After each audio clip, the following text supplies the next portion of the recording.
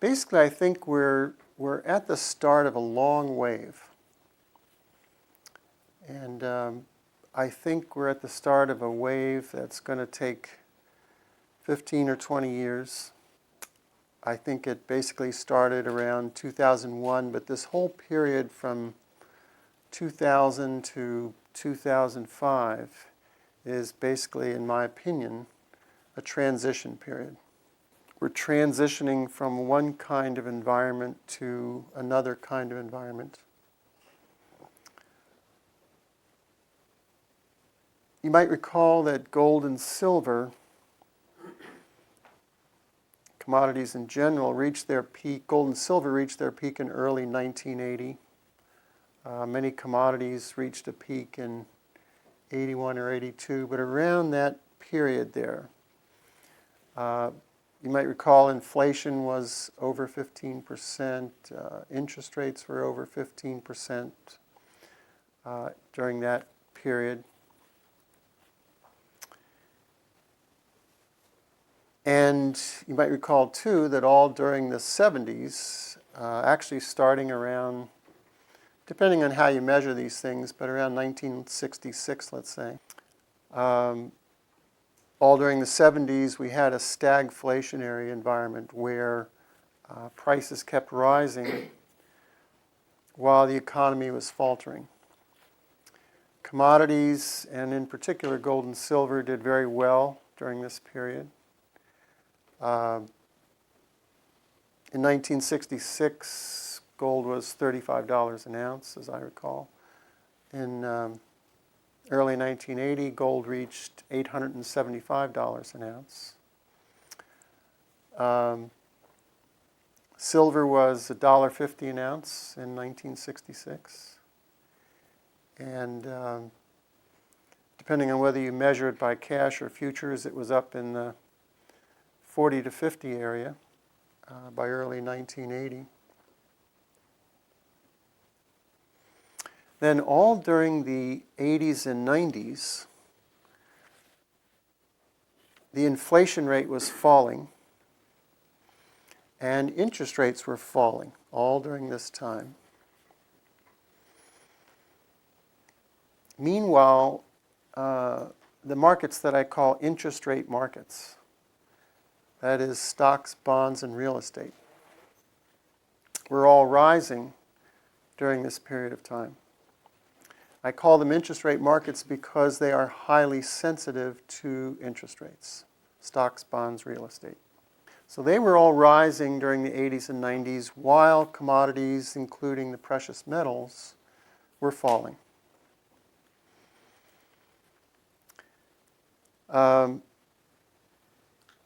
Most of your commodities bottomed around roughly 2001, in some cases 1998, but 2001 more or less.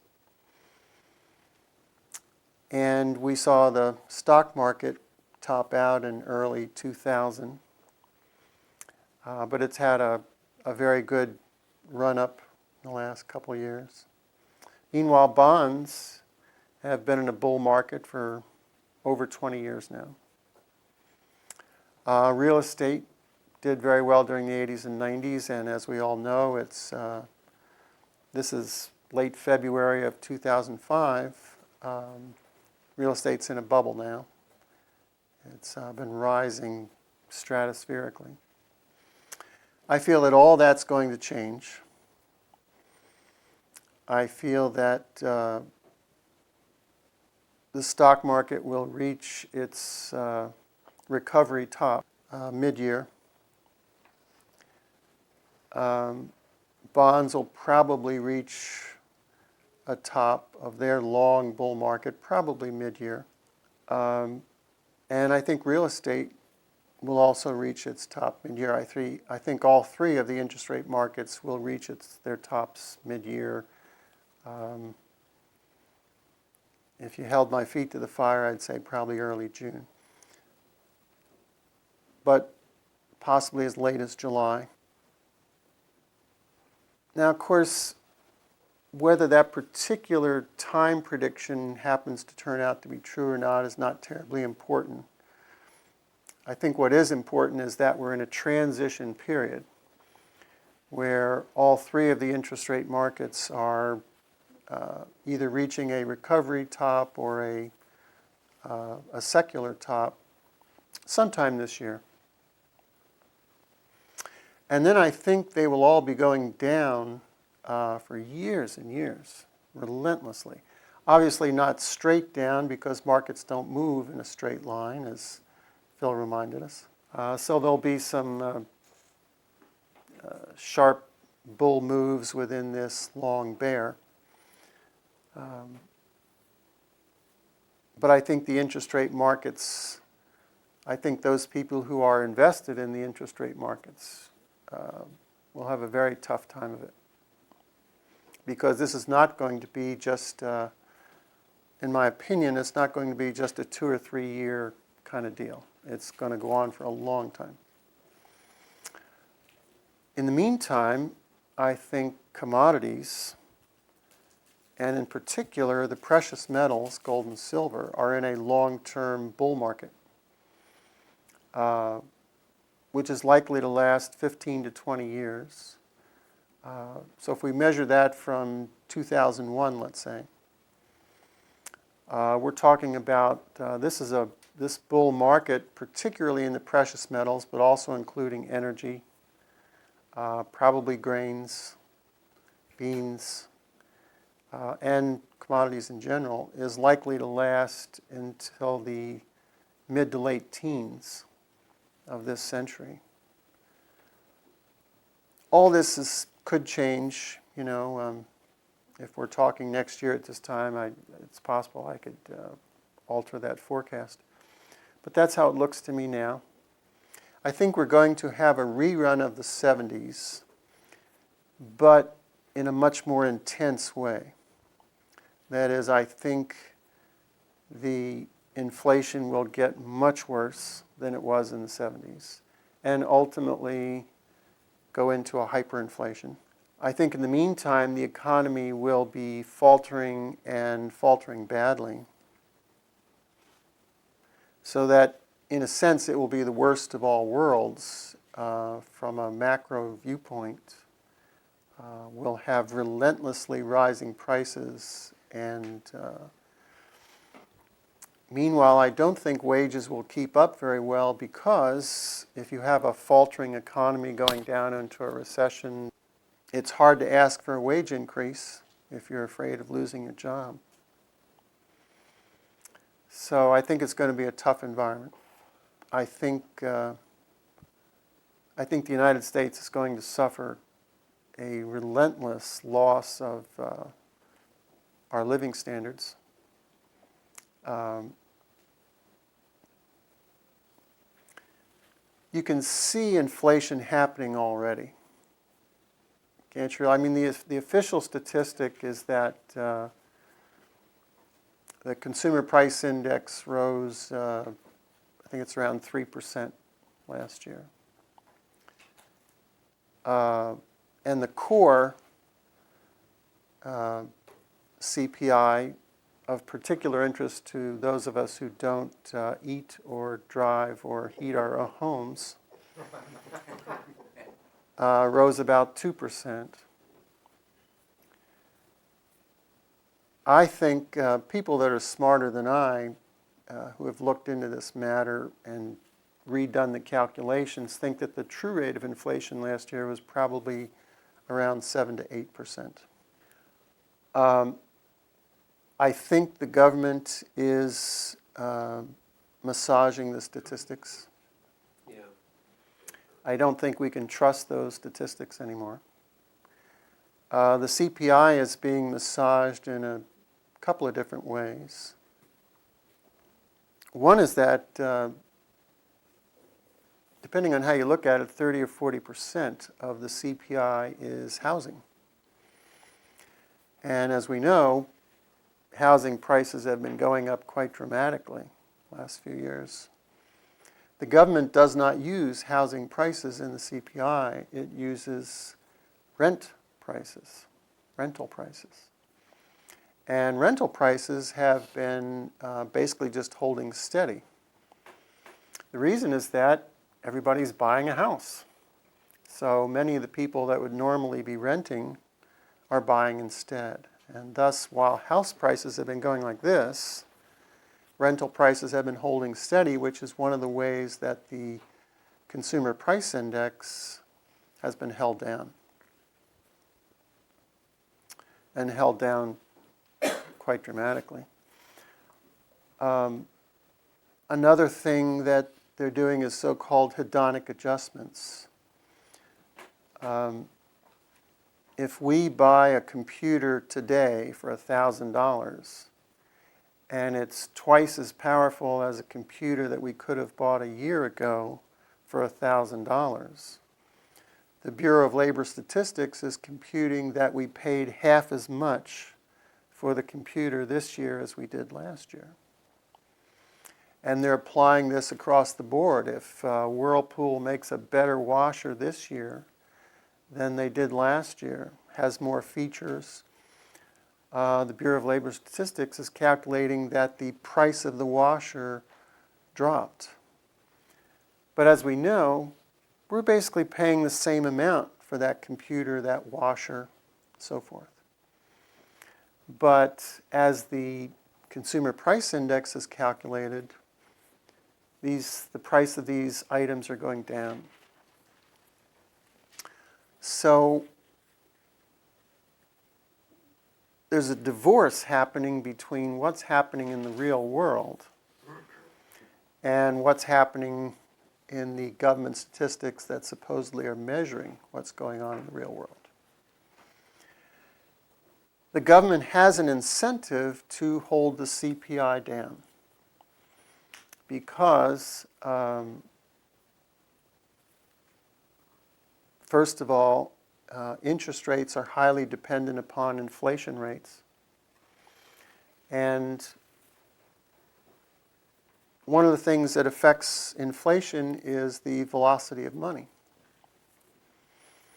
The velocity of money measures how long we hold on to money before we spend it. If we hold on to money for a short period of time before we spend it, the velocity of money increases. That is, it's passing from hand to hand faster. A faster velocity of money is just as if there was more money. If it's circulating faster, it's just as if more of it existed. So in effect, the money supply goes up as the velocity of money increases. And the velocity of money basically depends upon the psychology of the consumer and businesses. If we think that inflation is a problem, that is, if we think that prices are going to be higher next month, next year, we're more likely to spend the money today. And thus, if we are concerned about inflation, we're likely to spend the money faster, and therefore the velocity of money increases, which raises the effective money supply and causes inflation to become even worse, and we'll talk about this in a minute.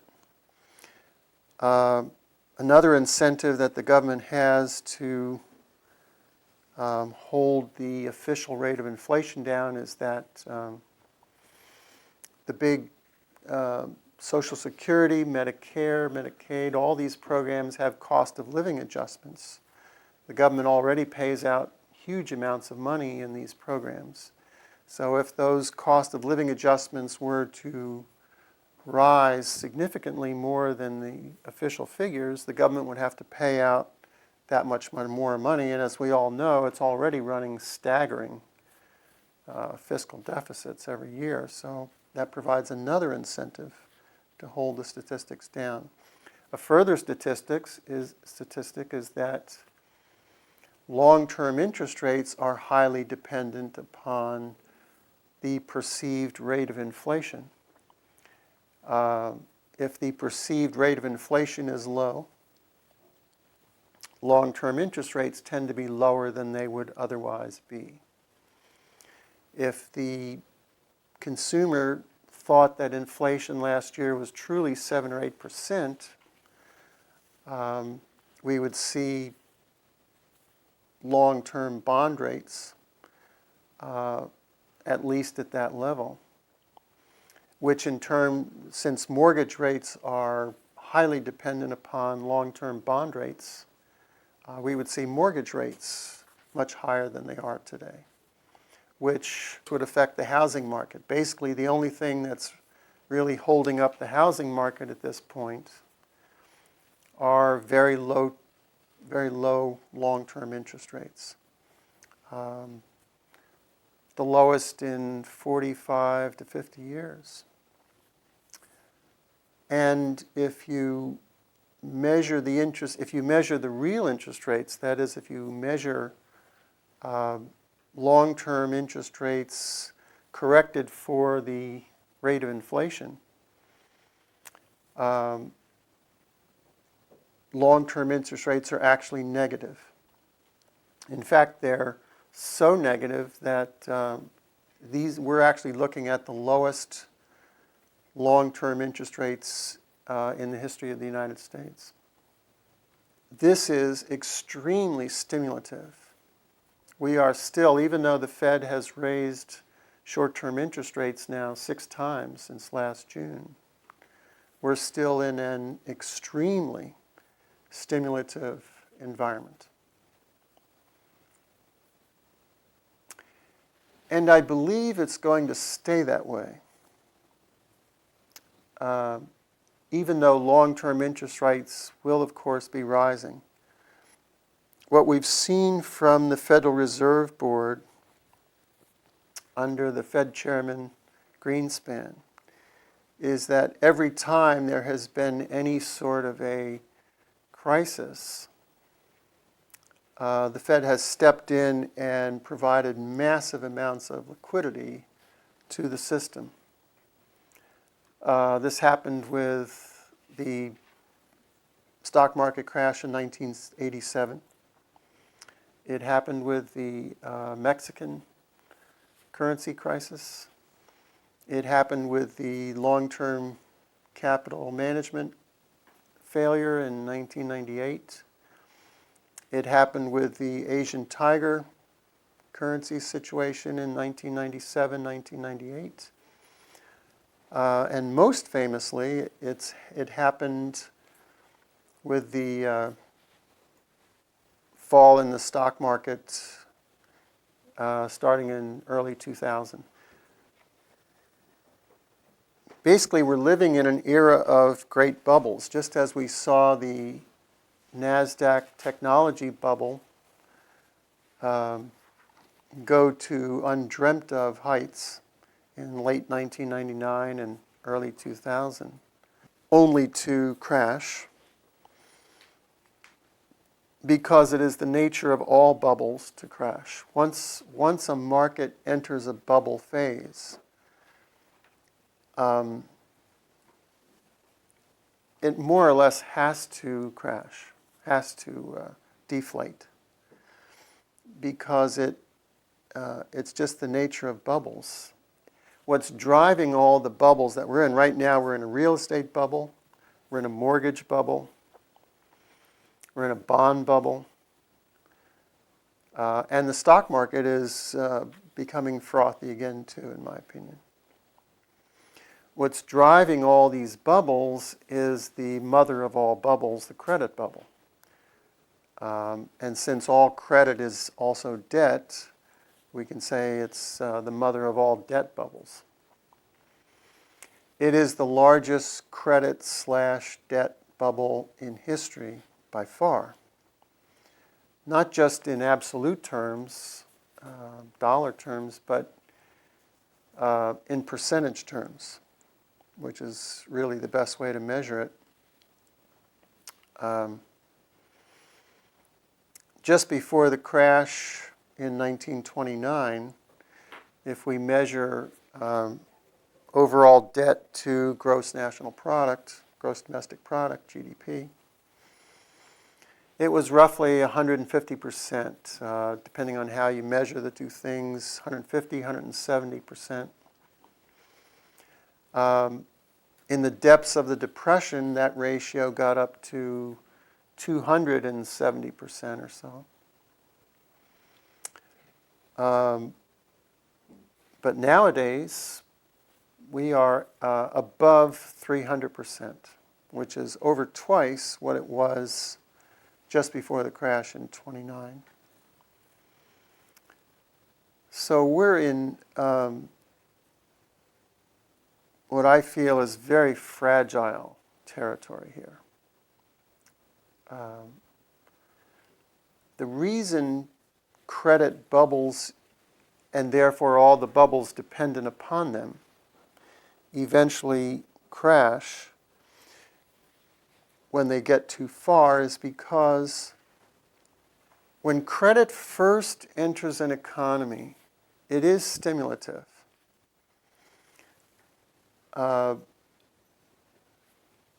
Everybody feels like they have more money, and nobody's caught on yet that this is an artificial stimulus.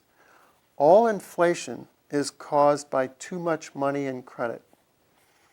And I say money and credit because credit entering an economy is part of the money supply. New credit entering an economy is just as if they were printing money. It has the same effect. Well, in the beginning, it is stimulative. But as it gets further and further, you get it actually creates a drag on the economy because you have to service more and more debt. And we're talking about now governments, consumers, businesses, states and cities. All of these have piled up unprecedented amounts of debts. And in this process, it's very much like a drug addict. When a drug addict first takes the drug, let's say a cocaine addict or a caffeine addict, whatever. I actually had a friend who was drinking 15 cups of coffee a day. And he called me up one time and he said, "You know, Jimmy, I'm just feeling nervous all the time." And he said, I'm eating, like, what you've advised, and yet, I don't think this is a good diet because I'm nervous all the time. And I said, "Well, do you drink coffee?" And he said, "Yeah, I drink a little coffee." I said, "Well, how many cups do you drink every day?" And he said, 15. I said, "Well, that might have something to do with the fact that you're feeling nervous all the time." Well,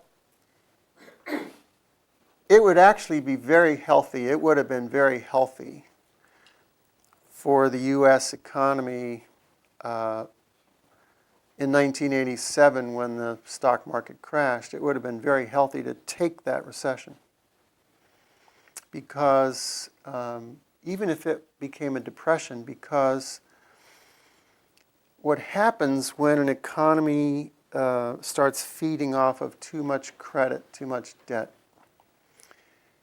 is that you get a lot of malinvestments, investments that really should not be financed, factories, plants, equipment, businesses that really are not economically justifiable. But because there's so much credit sloshing around, they do get financed anyway. This is also buildings, house building, all sorts of things like this. Well, you get, therefore, a lot of distortions in the economy.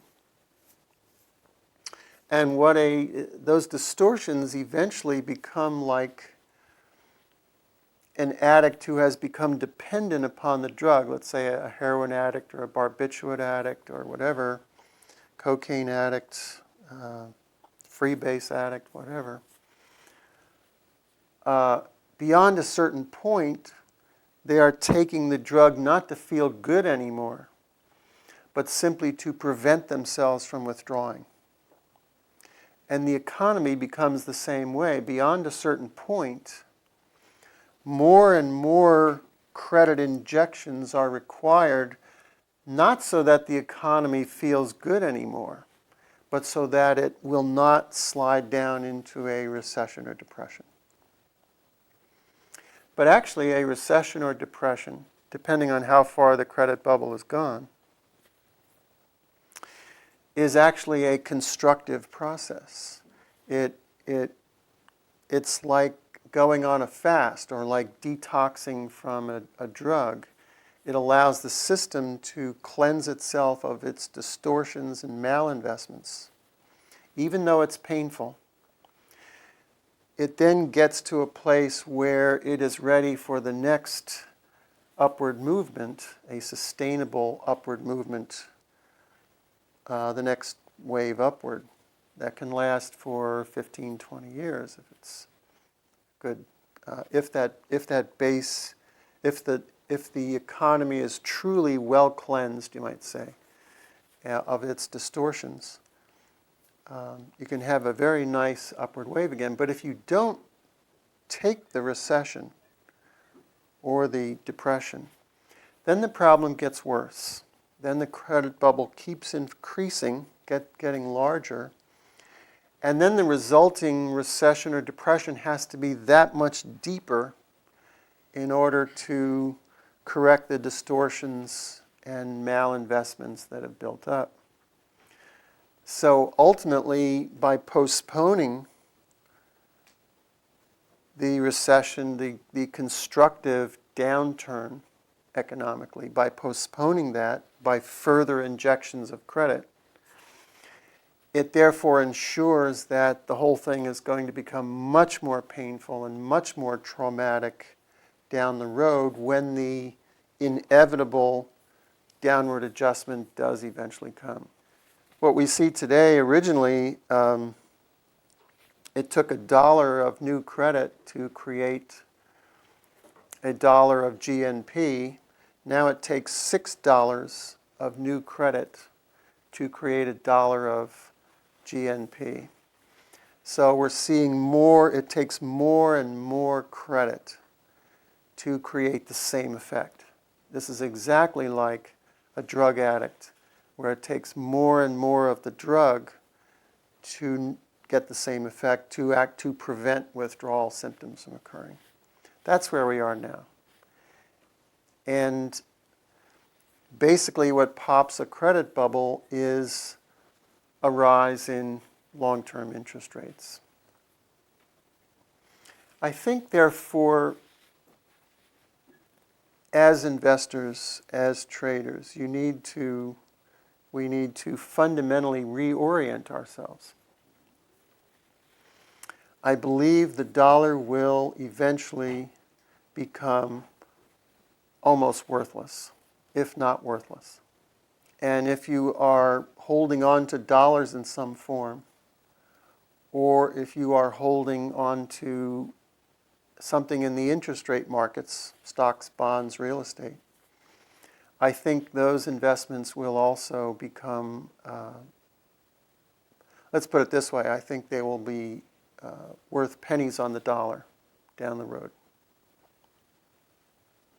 During the crash from 1929 to 1932,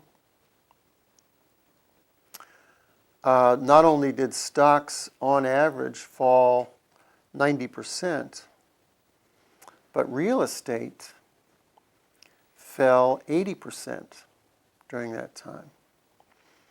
And a number of real estate investors say, well, I'm in this for the long term. I'm just going to, ride the downturns until they come back. But in fact, real estate took 25 years to get back to where it was in 1929. And the same thing with stocks. Sometimes you run across folks who say, I'm a long-term stock investor, I'm going to just, ride the dips. But stocks also took 25 years to come back. And I don't think we want to hold on that long. I don't think it's going to take 25 years to come back this time. I think it's going to take a lot longer than that. Much, much longer. I don't think we'll be alive at the point where these things come back in real terms. That is, in real purchasing power terms. They may be going up nominally, but in terms of real purchasing power, I think they'll be relentlessly going down. So I think it would be very prudent to divest oneself of stocks, bonds. As I said, I think probably they're going to inch up a little more over the next few months. But they're also at tremendous risk, tremendous risk. So, and in markets, all we're ever talking about is probabilities, aren't we? No such thing as certainties. So could we see another 87 where the stock market drops 22% in a day? Absolutely, absolutely we could. Could we see a drop in the bond market where it drops 10 to 20% in a day? Yes, we could. That is distinctly possible. And I think these markets over the long term are going to drop more than they did during the period from late 29 to the early 30s. Why? Because the credit bubble is so much greater this time. The credit bubble in 29, it built up from 1907, basically. There was a big financial panic in 1907. So you had roughly a 22-year period. In some ways, this credit bubble has been building for 70 years or more. So, and it's reached proportions that were not even dreamed of in 1929. And this, by the way, is a global phenomenon. This is not limited to the United States. We're seeing housing bubbles in Great Britain, and Ireland, Spain, Italy, Australia, New Zealand, the United States, all over the place. We're seeing stock bubbles all over the world. We're seeing central banks shoveling money into their economies all over the world, not limited to the United States. Basically, liquidity is being generated at a fantastic rate around the world. That's going to create tears before it's all over. If we measure liquidity by money in circulation and bank and central bank reserves globally, global liquidity increased by 20% last year, 2004.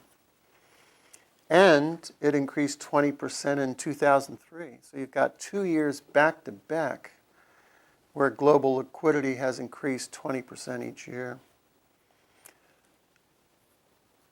And given fractional reserve banking and given things like government-sponsored entities like Fannie Mae and Freddie Mac and things like that, who have the power to create credit on their own, and we won't go into how they do that. Well, we'll take 10 seconds on it. They go into the markets. See, when a bank makes a mortgage loan, the banks the banks don't hold on to their mortgages anymore for the most part. Now they sell them to the GSEs, the Freddie Macs, the Fannie Maes, who then package them together. They securitize them. They package them together, sell them off to investors. But what that means is, and the same thing is happening with commercial credit, car credit, all kinds of credit.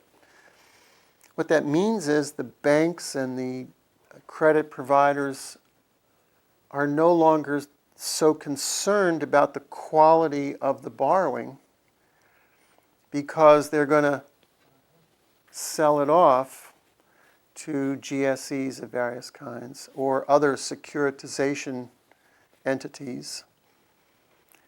so that they can make more loans. So since they're holding on to the loans that they're making less and less, they're less and less concerned with the quality of the borrower.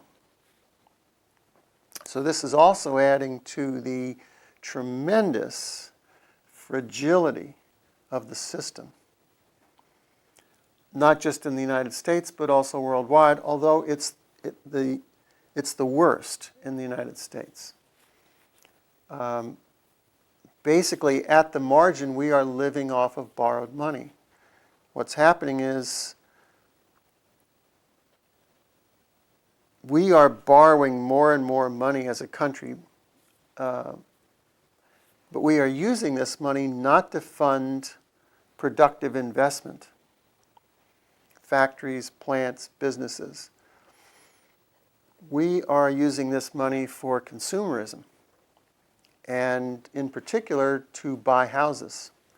So instead of building plants and factories and so forth here in the United States, those are being built abroad, over in China and India and Mexico and elsewhere. Meanwhile, in the United States, we're building more and more houses and bigger houses, but none of that adds productive capacity to the economy. So we're like a drunken sailor that's just on a wild spending spree on borrowed money.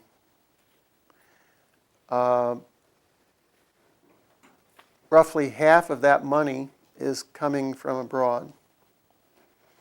By some measures, 60% of it is coming from abroad.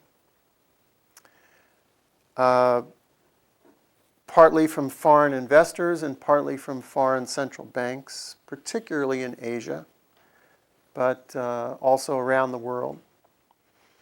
Somewhere, depending on how you measure it, somewhere between 70 and 80% of the world's savings each year now are going to finance U.S. consumerism.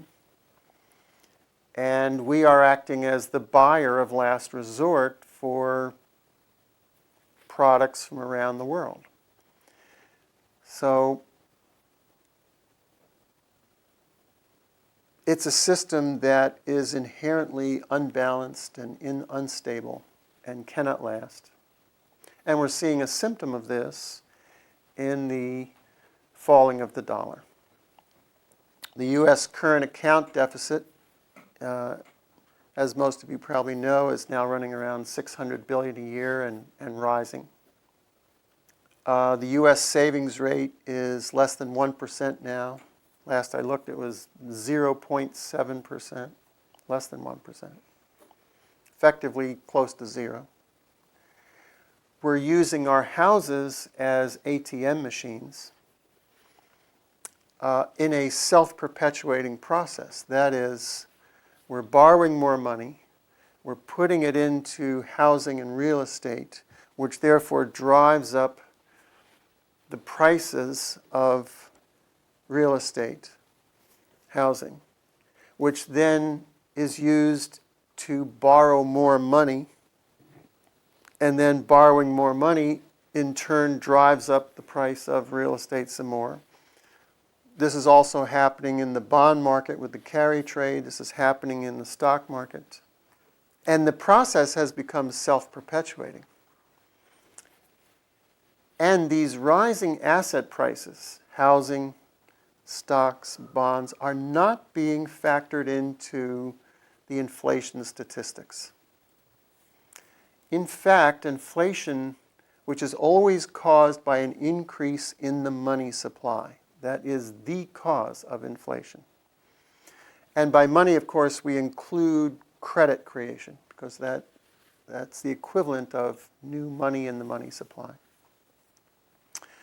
But the symptoms of inflation can show up in one of three ways, or all three, or two out of three. It can show up as a rise in the prices of goods and services, which is what we usually think of as inflation. That's the way inflation showed up in the 70s. It can also, though, show up as a rise in the price of assets, housing assets, stock assets, bond assets. What the mainstream media refers to as bull markets in these assets is actually a symptom of inflation showing up. This time around, so far, it's showing up mostly as asset inflation. Real estate, stocks, bonds. The third way it can show up is in the current account deficit. That is our deficit with the rest of the world. And it is, as said before, that deficit is 600 billion a year and rising. So that is a symptom of inflation that is showing up very strongly along with asset inflation. And it is beginning to move over very strongly into the first of the ways, that is into the prices of goods and services. Now, the government says that the CPI rose about 3% last year, but I think if we pay attention, we already know that that's not right, because just go to your local supermarket, look at the prices of food, look at the price. If you go to buy insurance, compare the price to a couple of years ago. If you're sending your children to college, look at the price of that. If you're going to the gas station to buy some gas, look at that. If you're buying heating oil to heat your house, look at that. If you're buying medical or dental services, it's happening everywhere, folks. Inflation is already here. It's just not showing up in the statistics yet. But in your day-to-day life, it's already showing up very strongly. And it's going to get much worse, in my opinion. And this is not, I don't think this is a short-term phenomenon. I think this is something that's going to be going on for at least to the end of this decade. Stephen's question was, could it reach the magnitude that it reached in Germany in the early 20s? It certainly could. Historically, when a government has been faced with overwhelming debts, there are three things it can do about it. It can raise taxes. Well, that's not going to happen. I don't think under this administration, we are not going to see taxes raised. And even in general, it's become politically almost suicide to try to raise taxes in the United States. The second alternative is cut spending.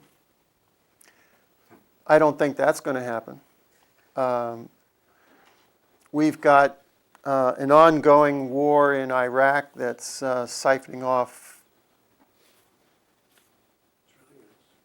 $100 billion a year, roughly. That could go on indefinitely, many years, 5, 10 years, easily. We've got the transfer programs, Social Security, Medicare, Medicaid are rising very rapidly. Particularly Medicare and Medicaid are which aren't even being addressed at all, are rising very rapidly. The government last year paid $250 billion just in interest. And that's with the lowest interest rates in at least a generation and probably 2 generations. What happens when interest rates rise?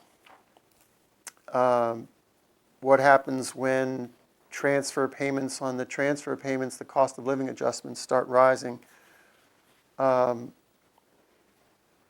think we're going to see the deficit, which the fiscal deficit, which I think last year was $420 billion or something like that. I think that's going to rise into the 500, 600, 700 billion category, and then not much later rise right into $1 trillion a year and keep going. Are we going to cut spending? I don't think so. I mean, we just came out, the Bush administration just came out with a new budget, which in my opinion is pure fantasy. First of all, the costs of the wars in Iraq and Afghanistan are not on the budget. The new costs of the Medicaid program that are slated to come online starting in 2006 are not included in the budget projections. The costs of making the tax cuts permanent are not included in the budget projections. And the budget itself, I think defense is rising 5% this year. Homeland Security is rising 2 to 3% this year. 80% of the budget is in items that are rising. Much of that is automatic adjustments. So less than 20% of the budget is being used to cut. Well, that covers everything else, everything from parks and ecology and all the different things, roads, highways, everything. All that has to fit into the 20%. Well, 1% was cut from that. So I don't see any serious budget cutting occurring at all. And meanwhile, the administration wants to make the tax cuts permanent. Last year they passed the new Medicaid thing that's going to add another $1 trillion. If we go to private accounts on Social Security, that's going to add another $1 trillion to $2 trillion at least over a decade, and that's not counting beyond that. So spending by the government almost inevitably is going to go up. So that leaves the third alternative. The third alternative is for the government to inflate their way out of it. Historically, that is what every government faced with that situation of overwhelming debt has done. So that's what happened, for instance, we referred to Germany in the early 20s. Germany not only had tremendous debts, but it had these huge reparations payments to make. And basically what they did was they just started creating more and more money and inflated their way out of it, but with disastrous consequences. Every inflation is actually also a depression. In fact, one of the most interesting manifestations of a inflation and then a hyperinflation is that there is a, quote, shortage of money, because eventually the inflation rate outstrips the ability of the money supply to keep up with it. Because, remember we talked about the velocity of money, which depends upon the propensity of people to spend at a faster rate, because they want to get rid of the money because its value is going down faster and faster. And so the velocity of money starts accelerating. And so, believe it or not, even though the government cranks up the printing presses or even starts shoveling money into bank reserves and so forth as fast as it can't keep up after a while. And so in real terms, even though the nominal money supply is increasing at a faster and faster rate, adjusted for the rate of inflation, the real money supply is actually decreasing. And so you get this phenomenon where even though prices are going up and up, there's a shortage of money. People say, we don't have enough money, we don't have enough money. So in effect, every inflation as it becomes worse and worse becomes a depression in effect.